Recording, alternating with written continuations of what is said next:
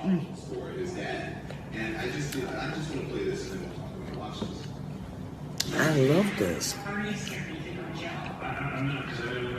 Crazy completes the Sserafim concept for me. It's this idea that the music and performance they're putting out represents who they are as individuals and as a group together. The, quote, Sserafim concept is the identity, thoughts, and experiences of the members of this group. It's always been this way, in some ways more obvious than others, but Crazy fully doubles down on this self-concept in a unique and, I think, very necessary way. It seems like the initial problem with this concept was that in the past, Sserafim really didn't have much of a tangible self-narrative to work with as far as the experience of the audience goes. Sserafim and the releases after that were premeditated releases that revolved around the fears each of the members had about debuting or re-debuting in the idol industry. For some people, this was a hard idea to get behind. Considering these releases narratively revolved around the personal thoughts and fears of the members, we just kind of had to take their word for it and believe that they meant what they said, and that this concept wasn't just entirely devised by the company behind them. But Crazy now doubles down on the self-concept in an important way, working with a narrative that most everybody in the K-pop community is sadly very familiar with, which is the insane hate train that Sserafim has experienced in this past couple of months, roughly this past year, right? The album notably opens with the spoken word intro Chasing Lightning, in which Sakura talks about crocheting, how she feels like time flies when she's doing it, and yet the voices in her head are telling her that she doesn't have time to be doing that and should focus on other things. That was a big point of discussion in the aftermath of Coachella Gate. Why is she crocheting so much when she should be taking vocal lessons, right? So there is no mistake as to what this project is about. It is very high concept, and what I appreciate about this project the most right now is how much work has been done to fully flesh out the narrative of the album. What Sserafim has been through and all the pain it has surely caused them is transformed into quite a work of art by the end. This album can represent that chapter in their lives and also works to strengthen their inherent concept at the same time. It is the perfect release at the perfect time, in my opinion. Crazy as a title track is not a likely response song to everything that has happened. They address the issue head on in some ways. The crochet line in the intro is more than enough reference, but Sserafim ultimately decides to take the high road and develop everything they've been through into a lesson for themselves. Going crazy means you believe in what you love. Only I can make myself crazy. The reason why I think this project completes Sserafim's conceptual narrative is that it presents a believable starting point from the audience's perspective. We know what has happened this time, and so the basis for this album's narrative feels a lot more tangible from our perspective as the audience compared to previous albums. Even for a high concept album like Crazy, we do have to take the members' word for how they feel. They're not going to explain exactly why they feel the way that they do. They're just going to show you. They're going to show you the answer they've come up with. The Sserafim self-concept is very personal to the point that it often closes off potential to be fully understood or fully believable from a listener's perspective. And Crazy now presents the idea that maybe this is exactly their intention. It doesn't have to make sense to other people as long as it makes sense to them. Sserafim believes in what they do, represents their personal thoughts and feelings while still maintaining some boundaries, and is going to continue to do so even if it makes them look or feel crazy. The album presents both a niche and universal narrative about being understood, and how currently being understood does not seem to be their goal. They don't want to be understood, especially if it comes at a cost of their integrity and well-being, which it unfortunately very often does. Crazy is about going your own way so much to the point that it makes you feel insane. It doesn't matter if it makes sense to other people so long as it makes sense to you. That is the Sserafim concept in its entirety and on full display for this comeback. Galileo is referenced at the start of Crazy's pre-chorus, and a statue of him is shown both times he's referenced in the music video. Again, touching on this narrative of going your own way at whatever the cost. Galileo was arrested and his publications were banned by the Roman Inquisition for suggesting that the Earth and other planets orbit around the Sun, challenging the existing belief that the Earth was at the very center of our solar system and everything orbited around us. He was ultimately right, but was ostracized for it because the society at large disagreed with how he conducted his work. His worldview challenged their personal beliefs, and so his work and existence felt like an intrinsic threat to their identity. For a lot of people, the existence of Sserafim challenges people's existing notions about the idol industry, and Crazy outlines that that is not Sserafim's problem. That is your problem. If they look crazy and even become crazy in the process of following their own understanding about themselves and what they're doing, then so be it. A subtle reference to Galileo again in the second verse, we know we will go blind, but we give the sun a kiss. There's also a lot of shark imagery in the music video. They film in an aquarium, there's a shark on the mosaic wall in the back of the bathhouse set. I think this could mean a lot of things, but given the narrative about this album and where Le Sserafim is coming from, I would say it's something along the lines of them learning how to swim with sharks, which brings me to the goldfish symbolism. It's kind of a small detail, but prominent enough through both the trailer and music video that I feel like it's an important symbolism for this story. In the Chasing Lightning trailer video, we see shots at the beginning and end of the video of a goldfish that is swimming inside of a plastic cup. Then in the Crazy music video, there's a scene of a similar looking fish that leaves Yunjin's head and swims around. We never see that fish again after that, but I suppose the reason for all of the goldfish and shark symbolism is perhaps the preparation for the idol industry can never truly equip you for what it's going to be like once you debut. If the fish comes to represent Yunjin's mind and also makes reference to everything they've been through, perhaps the symbolism of the goldfish learning how to swim in isolation inside of a cup is going to have a very hard time being suddenly thrown in an aquarium. Learning how to swim in a plastic cup is never going to prepare you for the sharks in an aquarium tank. There's only so much that you can learn from swimming in an empty environment. Existing in a plastic cup or even a fishbowl is purely for spectacle for the people who put you there. Suddenly, you're thrown into an aquarium with other species, notably predatory sharks, and you have to learn as you go. You go from being able to make mistakes in isolation to suddenly one mistake having the potential to change everything. You can't just pretend to be dead when you're injured. A shark will attack you anyways. If you are injured, you have to make sure that the shark can't sense it. If they do sense it anyways, the only way to survive is to defend yourself. But a goldfish cannot defend itself from a shark in any situation. So is the solution here to just never make a mistake? Are they never allowed to be injured or appear injured? The goldfish symbolism may also invoke the goldfish mindset. They're suspected to have very poor memories, and so having the mindset of a goldfish means to not dwell on the past and move on from mistakes. I think this is interesting and maybe provides a little context to the Le Sserafim Make It Look Easy documentary. Le Sserafim can't do anything with the criticism that has come their way in recent times. The genuine and constructive criticism has quite a hard time piercing beyond the veil of hatred that has showed up to these issues first. Having the mindset of a goldfish means moving on from the problems that aren't immediately relevant to you, and only worrying about your own person and the environment around you. The sharks will always be in the tank, you have to learn to adapt, and an aquarium is not so different compared to a fishbowl in this instance. All of this is still for spectacle, right? I could go into how I think it's interesting that it's an aquarium and not an ocean setting, implying that there is a third party that has built the environment that allows both idols and fans to interact, a third party that has placed those sharks there, but I feel like I've speculated on aquatic symbolism enough. So going into, I guess, the